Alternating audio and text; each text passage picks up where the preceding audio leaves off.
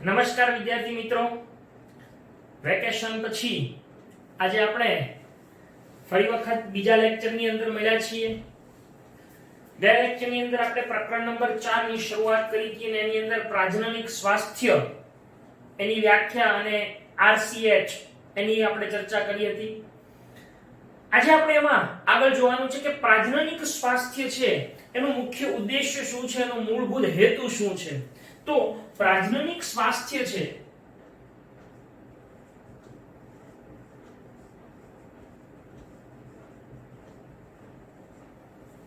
એનું સફળતાપૂર્વક અમલીકરણ થઈ શકે, એની અંદર જે કઈ કાર્યક્રમો ઘડવામાં આવ્યા છે એને યોગ્ય રીતે પાર પાડી શકાય એ માટે મુખ્યત્વે એના યોગ્ય અમલીકરણ માટે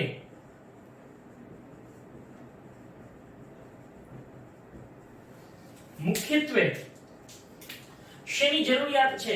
તો કે એક મજબૂત માળખાકીય સુવિધાઓની જરૂર પડે છે. બીજું એ ખાસ કરીને જેને આપણે વ્યાવસાયિક કુશળ વ્યક્તિઓ કહીએ એવા વ્યાવસાયિક કુશળતા,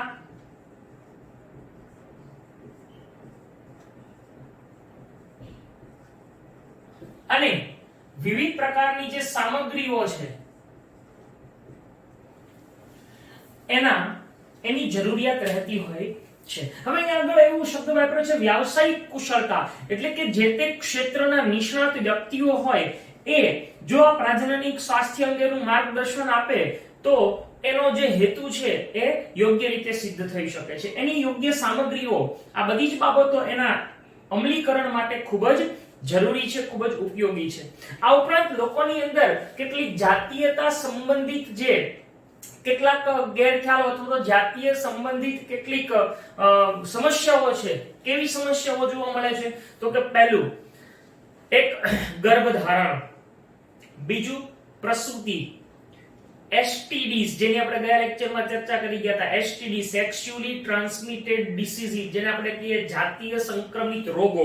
તો આવા જાતીય સંક્રમિત રોગો, ત્યાર પછી ગર્ભપાત, ત્યાર પછી ગર્ભ નિરોધક સાધનો એનો ઉપયોગ કેમ કરવો, આ ઉપરાંત ઋતુચક્ર અથવા ઋતુસ્ત્રાવ સંબંધિત સમસ્યાઓ, અને ફળદ્રુપતા, અફળદ્રુપતા એટલે કે જે વંધ્યત્વ જેને કહી શકીએ છીએ કે જે દંપતી સંતાન પ્રાપ્ત નથી કરી શકતા, આવા અફળદ્રુપતા જેવી જે સંબંધિત સમસ્યાઓ છે એના યોગ્ય ડોક્ટરી સલાહ અને એનું યોગ્ય નિવારણ થઈ શકે એવો હેતુ આ પ્રાજનનિક સ્વાસ્થ્યનો છે.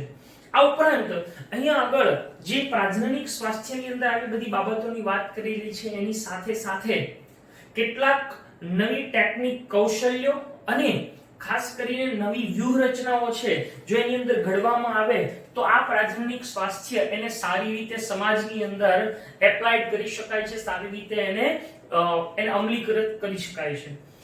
અહીંયા આગળ કેટલીક બાબતો એવી પણ અહીંયા જણાવવામાં આવી છે કે પ્રાજનનિક સ્વાસ્થ્ય માટે આજે એક આપણે ખૂબ જ અત્યારે એના ઉપર સામાજિક રીતે ખૂબ સારી રીતે એવો જેને આપણે કહીએ કે સમાજ છે એ પ્રત્યે જાગૃત થયો છે એવી સ્ત્રી ભ્રૂણ હત્યા, એટલે કે માદા ભ્રૂણ હત્યા એનો કાનૂની રીતે અટકાવ. બીજું લિંગ પરીક્ષણ, આજે ગર્ભમાં રહેલું બાળક છે એ છોકરો છે કે છોકરી જાતિ નક્કી કરવા માટે જે લિંગ પરીક્ષણ થાય છે એના માટે ખાસ પ્રકારની કસોટી છે જેને ઉલ્વજળ કસોટી કહેવાય, એમ્નિયોસેન્ટેસિસ. આ ઉલ્વજળ કસોટી છે એના ઉપર વૈધાનિક રીતે પ્રતિબંધ તેમજ બાળ રોગ પ્રતિરક્ષા છે એના માટે ખૂબ જ સારા એવા કાર્યક્રમો અમલી બન્યા છે. આ ઉલ્વજળ કસોટી શું છે? તો ઉલ્વજળ કસોટી એ ખરેખર તો શેના માટે છે એની આપણે ડિટેલમાં ચર્ચા કરીએ છીએ. ઉલ્વજળ કસોટી છે એ મુખ્યત્વે કેટલાક રોગો છે, ખાસ કરીને કેટલાક રંગસૂત્રીય રોગો અથવા તો જેને આપણે જનીનિક રોગો કહીએ છીએ એની જાણકારી મેળવવા માટે જે વિકસતું ભ્રૂણ હોય એ ભ્રૂણમાંથી ઉલ્વજળ, આપણે અગાઉ જોઈ ગયા કે ભ્રૂણની ફરતે રક્ષણ આપવા માટે ઉલ્વ કોથળી હોય અને એની અંદર ઉલ્વ પ્રવાહી હોય.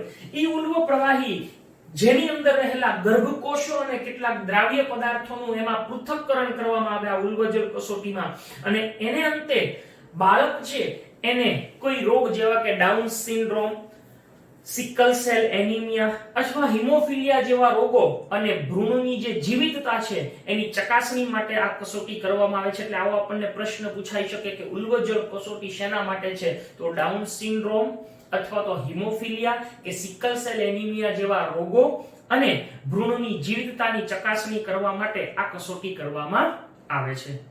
અહીંયા આગળ આપણે જે ચર્ચા કરી એને આપણે પહેલા લખીએ, પછી આગળ એમાં આગળ જોઈએ છીએ. તો અહીંયા કુશળ સામગ્રીઓની જરૂર પડે છે. આ ઉપરાંત કેટલીક જાતીય સમસ્યાઓ, જાતીય સંબંધી સમસ્યાઓ જેવી કે ગર્ભધારણ, બીજું પ્રસૂતિ, ત્રીજું STDs એટલે કે સેક્સ્યુઅલી ટ્રાન્સમિટેડ ડિસીઝીસ, ગર્ભપાત જેને એબોર્શન કહેવાય છે, આ ગર્ભપાત, ગર્ભ નિરોધક,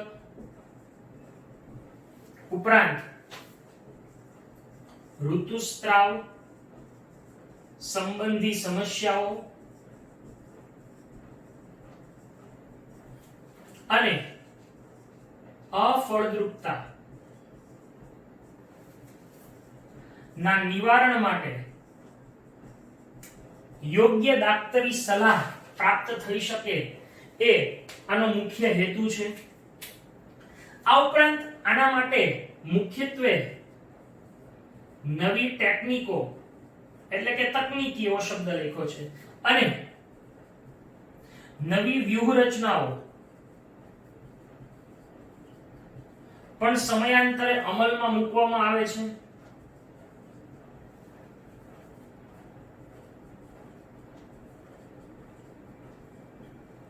બરાબર છે.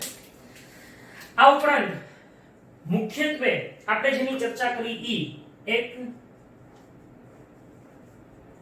માદા ભ્રૂણ હત્યા નો કાનૂની અટકાવ, બીજું લિંગ પરીક્ષણ માટે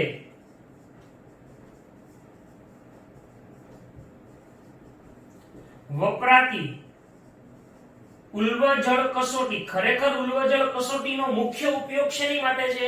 ડાઉન સિન્ડ્રોમની ચકાસણી કરવા માટે, પરંતુ એના આધારે ખબર પડે છે કે લિંગ એ નર છે કે માદા. એટલે આમ ઉલ્વજળ કસોટી પર એ રીતે વૈધાનિક પ્રતિબંધ માટે ઉલ્વજળ કસોટી પર વૈધાનિક પ્રતિબંધ. આ એક વાત, આ બીજી વાત અને આ ત્રીજી વાત એ છે બાળ રોગ પ્રતિરક્ષા.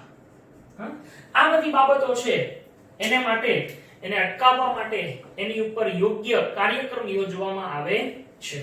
તો આ રીતે આવા કાર્યક્રમો યોજી અને પ્રાજનનિક સ્વાસ્થ્યની જાળવણી કરવામાં આવે છે. આ ઉપરાંત આપણે જે વાત કરી કે ઉલ્વજળ કસોટી શેના માટે છે, તો ઉલ્વજળ કસોટી છે એની મુખ્ય કઈ બાબતો આપણે જોવાની છે? તો કે ઉલ્વજળ કસોટી એ પહેલું શેની માટે વપરાય છે? તો કે કેટલાક રોગો જેવા કે ડાઉન સિન્ડ્રોમ, જે તમે ઓલરેડી જે જીનેટિક્સ નું ચેપ્ટર છે એની અંદર ભણી ગયા છો. તો ડાઉન સિન્ડ્રોમ, પછી હિમોફિલિયા, સિકલ સેલ એનિમિયા અને ભ્રૂણની જીવિતતા. આની ચકાસણી કરવા માટે એનો ઉપયોગ કરવામાં આવે છે, એને વાપરવામાં આવે છે. આ ઉપરાંત આજે પ્રજનન સ્વાસ્થ્ય સંબંધી કેટલાક નવા સંશોધનો માટે સરકારી અને બિનસરકારી સંસ્થાઓ એમાં મદદરૂપ પણ થઈ રહી છે. આજે કોઈ વ્યક્તિ છે ઈ જો પ્રાજનનિક સ્વાસ્થ્ય સંબંધી કોઈ સંશોધન કરવા માંગતા હોય તો એને પ્રોત્સાહનના ભાગરૂપે આજે સરકારી અને બિનસરકારી સંસ્થાઓ એને સહાયરૂપ પણ થતી હોય છે. એટલે प्राजननिक स्वास्थ्य संबंधी संशोधनोनी अंदर सरकारी के बिन सरकारी એકમો છે એ મદદરૂપ થતા હોય છે। આપ જાણો છો એમ એક ખાસ ગર્ભનિરોધક પદ્ધતિ છે, એના દ્વારા આવા પ્રાજનનિક સ્વાસ્થ્ય છે એની જાગૃતતા કેળવવામાં આવે છે। એક ગર્ભનિરોધક ગોળી છે જેનું નામ છે સહેલી। આ સહેલી નામની ગર્ભનિરોધક ગોળી એ આપણા ભારતની અંદર લખનઉ ખાતે આવેલી એક સંસ્થા CDRI central drug research institute કેન્દ્રીય ઔષધ સંશોધન સંસ્થા એમણે આ ભારતના વૈજ્ઞાનિકોએ આ સહેલી નામની ગર્ભનિરોધક ગોળી એનો વિકસાવેલી છે અને એના દ્વારા આજે ગર્ભનિરોધન છે એ થઈ રહ્યું છે। તો આવી રીતે આવી સરકારી મદદ દ્વારા પણ આવા સંશોધનોને પ્રોત્સાહન આપવામાં આવતું હોય છે। આ ઉપરાંત ખાસ કરીને પ્રાજનનિક સ્વાસ્થ્યને જાગૃત કરવા માટે જે પ્રસૂતિ થાય છે એ પ્રસૂતિ એ ડોક્ટરની દેખરેખ હેઠળ થાય, એટલે કે દાક્તરી દેખરેખ હેઠળ પ્રસૂતિ થવી। બીજું કે પ્રસૂતિ બાદ બાળક અને માતાની સાર સંભાળ અને ખાસ કરીને બાળક અથવા માતાના મૃત્યુ દરમાં ઘટાડો।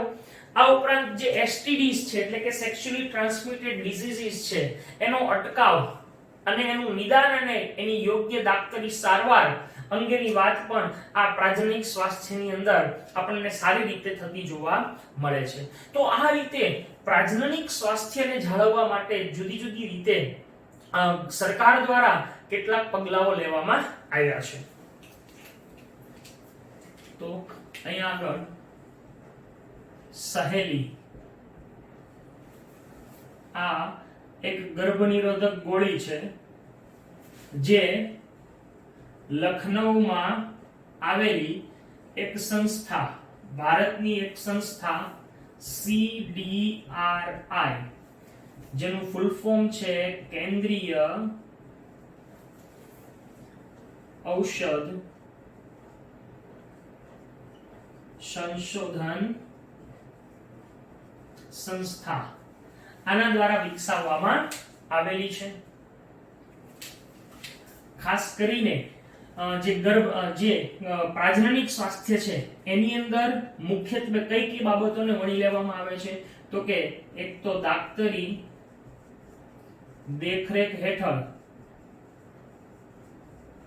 પ્રસૂતિ થાય અને એમાં પણ ખાસ કરીને જે અહીંયા આપણે લખેલું છે કે વ્યાવસાયિક કુશળ ડોક્ટર હોય એની દેખરેખ હેઠળ પ્રસૂતિ કરવામાં આવે। ત્યારબાદ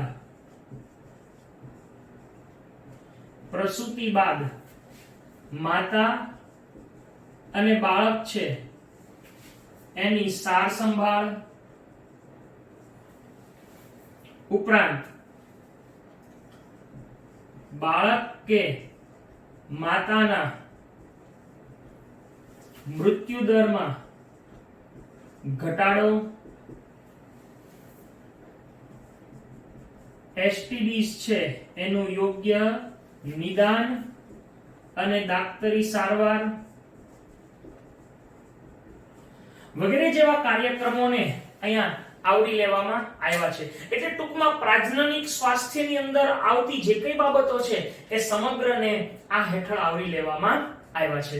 અહીંયા આગળ આ પ્રાજનનિક સ્વાસ્થ્યને કેળવવા માટે કેટલીક બાબતોને આપણે સમજવાની છે, જેમાંની હવે પછીની એક બાબત છે એ છે વસ્તી વિસ્ફોટ અને જન્મ નિયંત્રણ। તો હવે પછીનો આપણો ટોપિક છે એ વસ્તી વિસ્ફોટ અને જન્મ નિયંત્રણ।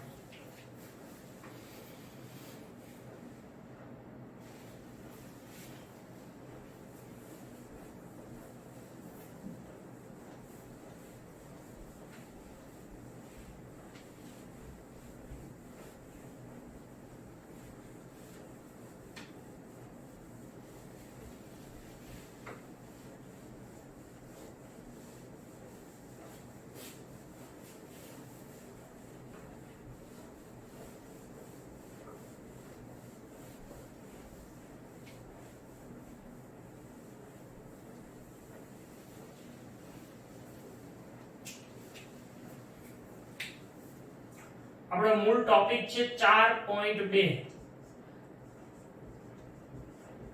વસ્તી વિસ્ફોટ અને જન્મ નિયંત્રણ.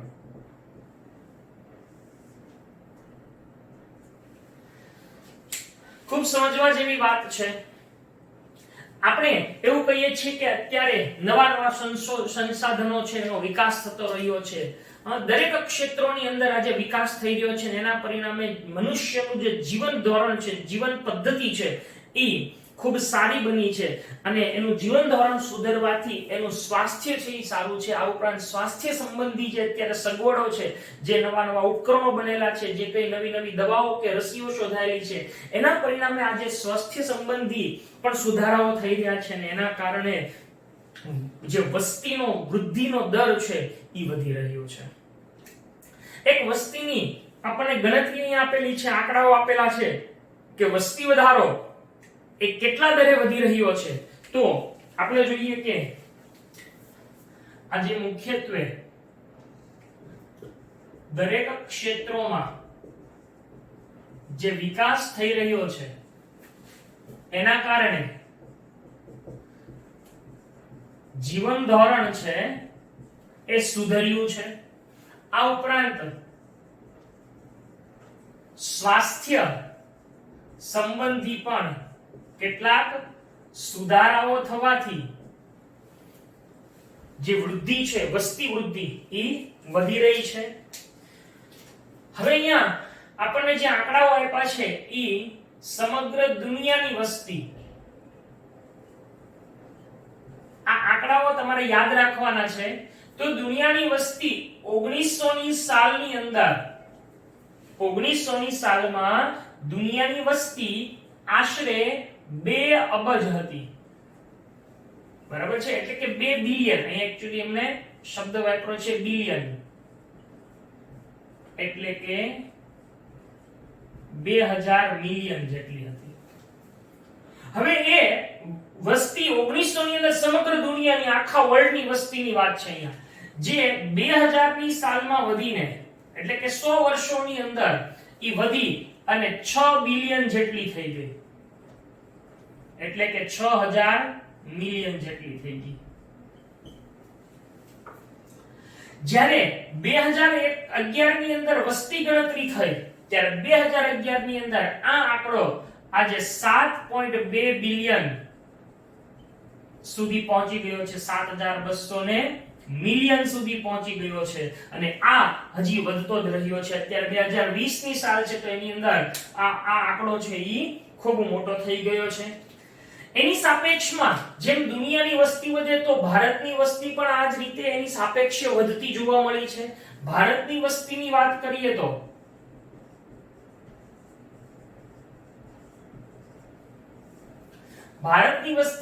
કરીએ તો આઝાદી સમયે એટલે કે આશરે 1900 ની પછી એટલે કે 1947 ના સમય દરમિયાન આઝાદી સમયે ભારતની વસ્તી હતી 350 મિલિયન ખાલી. બરાબર છે? 350 મિલિયન. હવે આઝાદી સમયે એટલી હતી, પરંતુ ત્યાર પછી 2000 ની સાલમાં એટલે લગભગ 50 વર્ષોના સમયગાળામાં જ 1947 એટલે આપણે 50 થી આમ ગણતરી કરીએ તો 50 થી લઈને 2000 ની સાલ સુધીમાં ભારતની વસ્તી છે ઈ 1 બિલિયનની નજીક એટલે કે 1 અબજની નજીક પહોંચી ગઈ હતી. આંકડો 1 અબજ પૂર્ણ નહોતો થયો પણ 1 અબજની નજીક હતો. જ્યારે 2011 ની સાલમાં છેલ્લે જે વસ્તી ગણતરી થઈ હતી એના આંકડા પ્રમાણે ભારતની જે વસ્તી છે એ કેટલી થઈ ગઈ હતી? 1.2 બિલિયન. આમ ભારતની અંદર આ વસ્તી વધારો થયો, સમગ્ર દુનિયામાં પણ વસ્તી વધારો થયો. તો આ વસ્તી વધારાના મુખ્ય કારણો શું છે? શા માટે વસ્તી વધારો થયો? તો વસ્તી વધારાના મુખ્ય કારણોની અંદર સૌથી પહેલું મૃત્યુ દરમાં ઘટાડો. આજે મૃત્યુ દર ઘટી ગયો. બીજું બાળ મૃત્યુ દર એટલે કે ઇન્ફન્ટ મોર્ટાલિટી રેટ IMR અને માતૃ મૃત્યુ દર માતાનું મૃત્યુ થાય MMR બરાબર મેટર્નલ મોર્ટાલિટી રેટ એની અંદર ઘટાડો થયો મૃત્યુ દર એટલે કે સાર્વત્રિક મૃત્યુ દરની વાત છે પછી માત્ર બાળ મૃત્યુ દર એટલે કે ઇન્ફન્ટ મોર્ટાલિટી રેટ અને માતૃ મૃત્યુ દર એટલે કે મેટર્નલ મોર્ટાલિટી રેટ ઈ ત્રણમાં ઘટાડો થયો એની સામે બીજું શું થયું તો કે જે ખાસ કરીને એવા યુગલોની સંખ્યા વધી કે જે મુખ્યત્વે લગ્ન જીવનની શરૂઆત કરતા હોય અને દાંપત્ય જીવનની શરૂઆત કરી અને એ ખાસ કરીને પ્રજનનક્ષમ બન્યા હોય તો આવા યુગલોની સંખ્યામાં વધારો થવાથી પણ આજે વસ્તી છે એ વધતી ગઈ છે એટલે વસ્તી વધારા માટેના જે કારણો છે એની અંદર મુખ્યત્વે મૃત્યુ દર બાળ મૃત્યુ દર માતૃ મૃત્યુ દર અચ્છા બાળ મૃત્યુ દરને અંગ્રેજીમાં કહેવાય છે ઇન્ફન્ટ મોર્ટાલિટી રેટ અને આને કહેવાય છે મેટર્નલ મોર્ટાલિટી રેટ એટલે આ તમારે યાદ રાખવાના છે અને પૂરા નામ પૂછાઈ શકે છે અને જે ખાસ કરીને સંતતિક્ષમ અથવા તો જેને પ્રજનનક્ષમ કહી શકીએ આપણે પ્રજનનક્ષમ યુગલોની સંખ્યા માં વધારો આવા કારણોસર આજે વસ્તીનો દર વધી રહ્યો છે આ ઉપરાંત વસ્તીના નિયંત્રણ માટે જે RCH જે કાર્યક્રમ આવ્યો છે RCH નું પૂરું નામ આપણે ગયા લેક્ચર ની અંદર જોઈ ગયા છીએ reproductive and child health care તો આ જે RCH છે એના હેઠળ વસ્તી નિયંત્રણના ઉપાયો કરવામાં આવ્યા છે પરંતુ એ માત્ર નામ પૂરતા છે એના કોઈ ઠોસ એટલે કે એના કોઈ સ્ટ્રોંગ આપણને પરિણામો પ્રાપ્ત થયા નથી તો આમ આ RCH હેઠળ વસ્તી નિયંત્રણ થયું પણ એ માત્ર નામ પૂરતું થયું છે ખાસ કરીને જે વસ્તીનો દર છે વસ્તી વધારાનો દર છે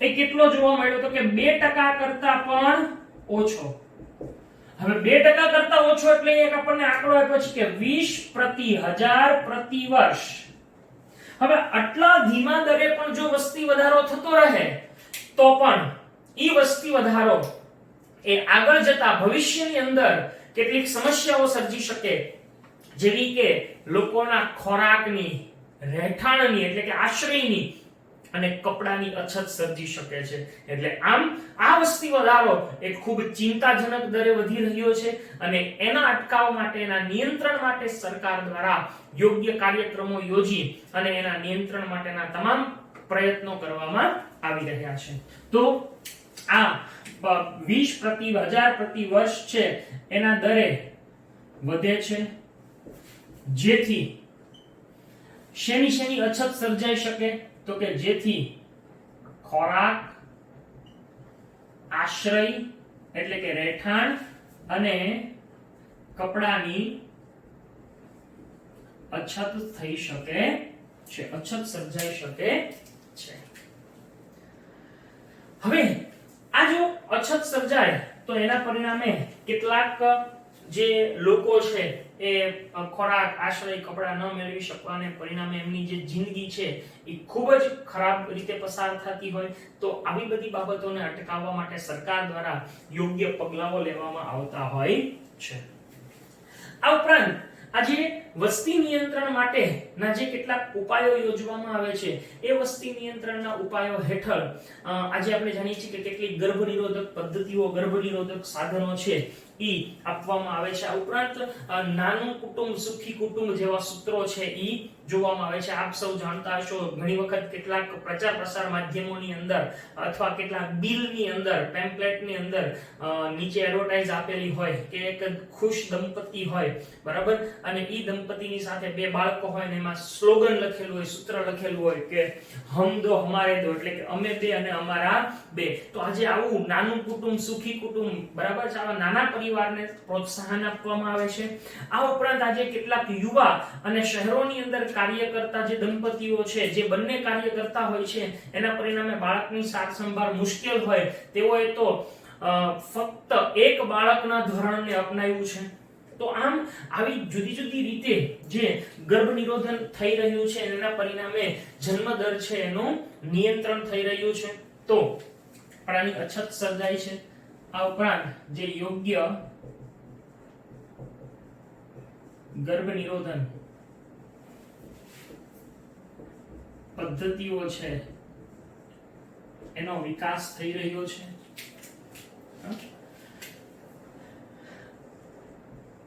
અમે બે અમારા બે, આવું સ્લોગન દ્વારા આજે નાનું કુટુંબ, સુખી કુટુંબ, નાના પરિવાર ને પ્રોત્સાહન આપવામાં આવી રહ્યું છે. ખાસ કરીને મેં તમને કીધું એમ કે જે યુગલ છે એને ખાસ કરીને લગ્ન કરવા માટે આપણે જોઈએ છીએ કે ભારતીય કાયદા પ્રમાણે કઈ ઉંમર લગ્ન માટે યોગ્ય ગણવામાં આવે છે. તો કે છોકરીઓ એટલે કે સ્ત્રીઓ માટે 18 વર્ષ અને છોકરાઓ માટે એટલે કે પુરુષો માટે 21 વર્ષ છે એ નક્કી થયેલી છે. તો આમ આને પણ આ સમસ્યાને પણ નિવારવા માટેનો એક યોગ્ય ઉપાય છે. એટલે આ રીતે ગર્ભ નિરોધન પદ્ધતિઓનો ઉપયોગ કરી અને જે વસ્તી છે એનું નિયંત્રણ કરવામાં આવે છે.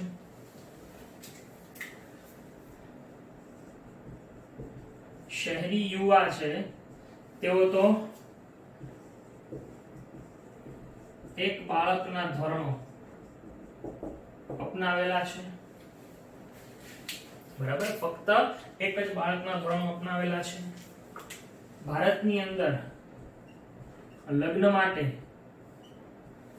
સ્ત્રી છે એની 18 વર્ષ અને પુરુષ છે એની 21 વર્ષ ઉંમર નક્કી કરવામાં આવેલી છે કે જે આ ઉંમરે જ એ લગ્ન માટે યોગ્ય ગણાય છે અને સંતાન પ્રાપ્તિ માટે આ ઉંમર યોગ્ય ગણાય છે. આ ઉપરાંત જે ગર્ભ નિરોધન પદ્ધતિઓ વિકસાવવામાં આવી છે એ ગર્ભ નિરોધક પદ્ધતિઓ કેવી હોવી જોઈએ કે જે સમાજ માટે વરદાનરૂપ સાબિત થઈ શકે. તો આવી જે ગર્ભ નિરોધક પદ્ધતિઓ છે એ કેવી હોવી જોઈએ એના માટેની ચર્ચા આપણે કરીએ છીએ કે આ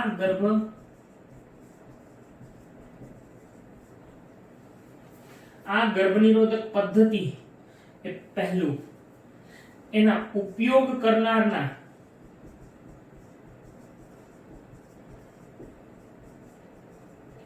હિતોનું રક્ષણ કરનારી, ઉપયોગ કરનારના હિતોનું રક્ષણ થાય. બીજું, સરળતાથી પ્રાપ્ય હોય. ત્રીજું, વળી અસરકારક હોય. આ જે ગર્ભ નિરોધક પદ્ધતિ છે એની અંદર વપરાતા જે સાધનો હોય એ ઉપયોગ કરનારના હિતોનું રક્ષણ કરનારા હોય, સરળતાથી પ્રાપ્ય હોય, અસરકારક હોય, તેમજ પ્રતિવર્તી અને ઓછામાં ઓછી આડઅસર દર્શાવતા હોવા જોઈએ.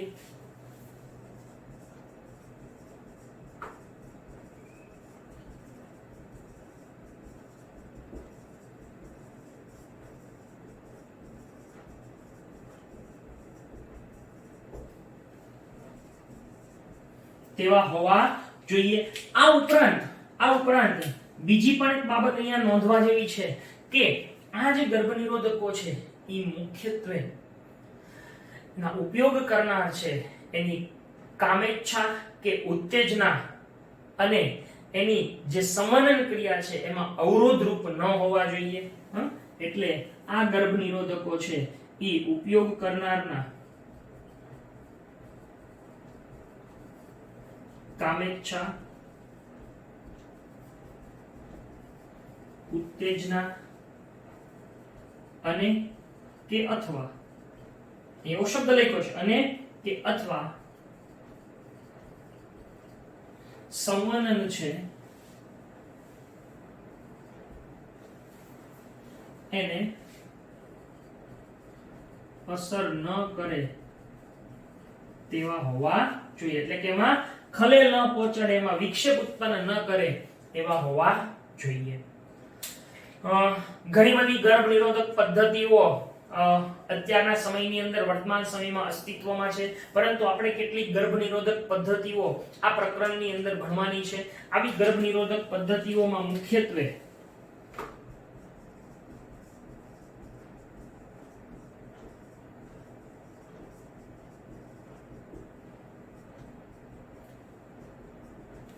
આપણે 6 ગર્ભ નિરોધક પદ્ધતિઓની વાત કરવાની છે.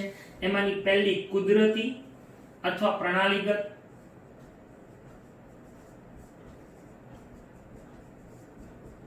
બીજી પદ્ધતિ છે અવરોધન,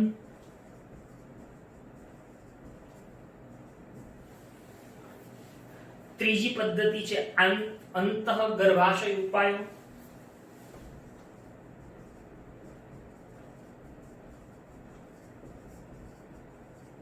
જેને IUDS તરીકે ઓળખવામાં આવે છે. IUDS. ચોથી પદ્ધતિ છે મોં દ્વારા લેવાતી ગર્ભ નિરોધક.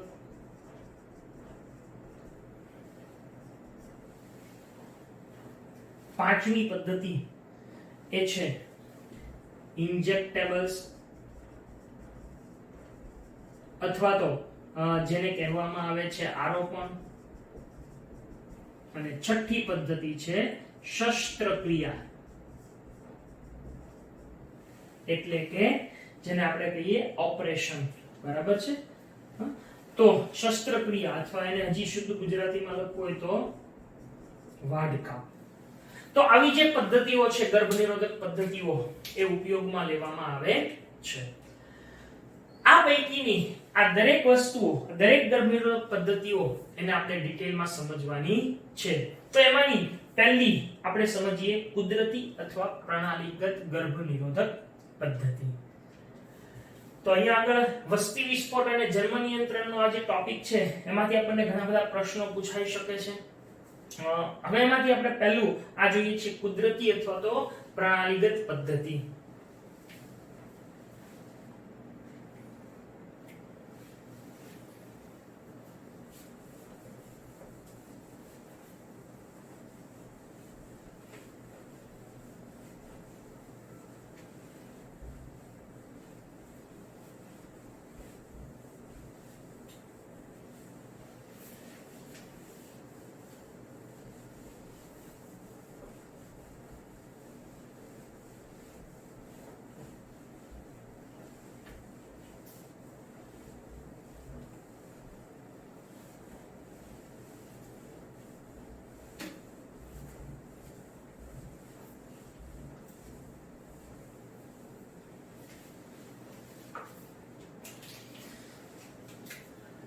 પહેલી છે કુદરતી પદ્ધતિ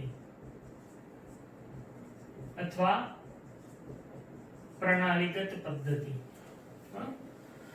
ખાસ કરીને કુદરતી પદ્ધતિ, પ્રણાલીગત પદ્ધતિ છે એ સંપૂર્ણપણે આડઅસર વિહીન છે, કારણ કે એની અંદર કોઈ પણ દવા કે રસાયણો કે કોઈ સાધનોનો ઉપયોગ કરવામાં આવતો નથી. પરંતુ જેમ એ સંપૂર્ણ રીતે આડઅસર વિહીન છે એવી જ રીતે એ સૌથી જોખમી પણ છે, કારણ કે જો આ ઉપાય યોજવામાં તકેદારી રાખવામાં ન આવી હોય તો ગર્ભધારણ થઈ શકે છે. એટલે આમ આ કુદરતી અથવા તો પ્રણાલીગત પદ્ધતિ એ ખૂબ જેને આપણે સેફ કહીએ છીએ એવી સેફ છે, પરંતુ એ જો તકેદારી ન રાખવામાં આવે તો ગર્ભધારણ થઈ શકે છે. આની અંદર મુખ્યત્વે 3 બાબતો આપણે જોવાની છે. તો એમાંની પહેલી છે એ છે સામયિક સંયમ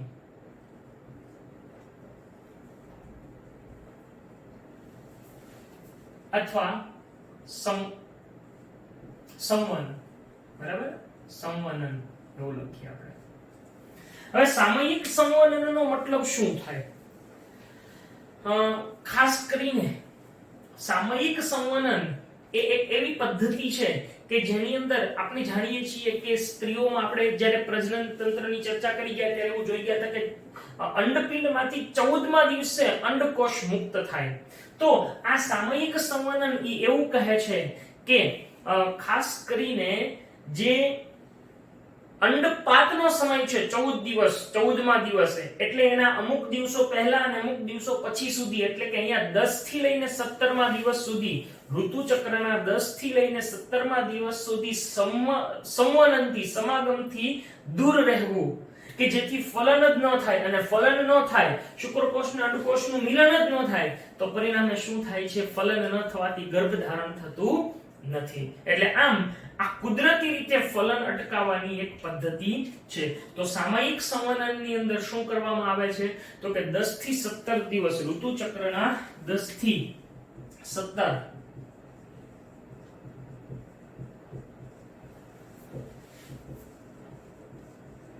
દરમિયાન સમાગમથી દૂર રહેવું જોઈએ જેથી ફલનની ક્રિયા અટકી શકે છે. બીજું એ છે બાહ્ય સ્ખલન. બરાબર, શું છે બાહ્ય સ્ખલન અથવા એને એમ પણ કહેવાય છે કે હઠાવી લેવું. બાહ્ય સ્ખલન એટલે સામાન્ય રીતે સમાગમની ક્રિયા દરમિયાન જ્યારે એ ઉત્તેજિત અવસ્થા પ્રાપ્ત કરે, જ્યારે પુરુષ છે ઉત્તેજિત અવસ્થા પ્રાપ્ત કરી અને એ વીર્યનો ત્યાગ યોનિ માર્ગમાં કરે, એ યોનિ માર્ગમાં કરવાને બદલે યોગ્ય સમયે શિશ્નને યોનિ માર્ગની બહાર કાઢીને જો વીર્યનો ત્યાગ એ યોનિ માર્ગની બહાર કરવામાં આવે તો ફલન થતું નથી, જેને બાહ્ય સ્ખલન કહેવામાં આવે છે. એટલે કે શરીરની બહાર યોનિ માર્ગની બહાર શિશ્નને કાઢી અને વીર્યનો ત્યાગ કરવામાં આવે તો એ બાહ્ય સ્ખલન. એટલે પુરુષ છે એ ઉત્તેજિત અવસ્થામાં વીર્યનો ત્યાગ શિશ્નને યોનિ માર્ગમાંથી બહાર કાઢીને કરે તેને શું કહેવાય છે બાહ્ય સ્ખલન. બરાબર, અથવા તો બાહ્ય વીર્ય સેચન તરીકે ઓળખવામાં આવે. હવે જો વીર્યનો ત્યાગ ન થાય યોનિ માર્ગમાં તો આપણે જોઈ ગયા છીએ કે ફલન થઈ શકતું નથી, પરિણામે ગર્ભધારણ થઈ શકે નહીં. તો આમ બાહ્ય સ્ખલન હઠાવી લેવું જેને કહેવામાં આવે છે એ. અને એની પછીનો જે પાઠ છે એ છે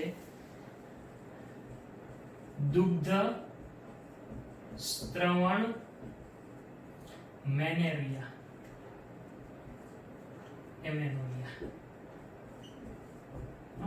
દુગ્ધ સ્ત્રવણ એમેનોરિયા અથવા ઋતુચક્ર નો અભાવ. ખાસ કરીને પ્રસૂતિ બાદ બાળકના જન્મ બાદ અમુક સમય સુધી જ્યાં સુધી માતા બાળકને સ્તનપાન કરાવતી હોય ત્યાં સુધી સ્ત્રીઓમાં અંડપાત અને ઋતુચક્ર બંધ હોય છે. હવે આ સમય દરમિયાન જો સમાગમ થાય, ભલે વીર્યનો ત્યાગ યોનિ માર્ગમાં થાય તો પણ ફલન થઈ શકવાનું નથી. પરંતુ આ પદ્ધતિ એ માત્ર બાળકના જન્મ પછી 6 મહિના સુધી જ એ અસરકારક સાબિત થાય છે. એટલે આમ આવી પદ્ધતિ દ્વારા, આવી કુદરતી પદ્ધતિઓ દ્વારા ગર્ભ સ્થાપન, ગર્ભધારણ એ અટકાવી શકાય છે. તો અહીંયા આગળ દુગ્ધ સ્ત્રવણ એમેનોરિયા એ ખાસ કરીને પ્રસૂતિ બાદ જ્યાં સુધી બાળકને સ્તનપાન કરાવવામાં આવે છે ત્યાં સુધી અંડપાત અને ઋતુચક્ર ની ગેરહાજરી હોય છે, પરિણામે ફલન થતું નથી. પરંતુ આ માત્ર કેટલા મહિના સુધી? 6 મહિના સુધી જ અસરકારક હોય છે. આપણે શરૂઆતમાં કીધું એમ કે આ બધી જ પદ્ધતિમાં કોઈ દવા કે કોઈ રસાયણ કે કોઈ સાધનોનો ઉપયોગ કરવામાં ન આવતી હોવાથી આ સંપૂર્ણ સલામત અને સુરક્ષિત છે. પરંતુ તેમ છતાં જો એનો યોગ્ય કાળજી રાખવામાં ન આવે તો એ ગર્ભધારણમાં પણ પરિવર્તિત થઈ શકે છે. તો અહીંયા આગળ આપણે પહેલી પદ્ધતિ ગર્ભ અવરોધનની પદ્ધતિ પૂરી કરી. ત્યાર પછીની પદ્ધતિઓને આપણે આવતા લેક્ચરથી ચર્ચા કરીશું. અહીંયા આજે આપણે લેક્ચર પૂર્ણ કરીએ છીએ. Thank you.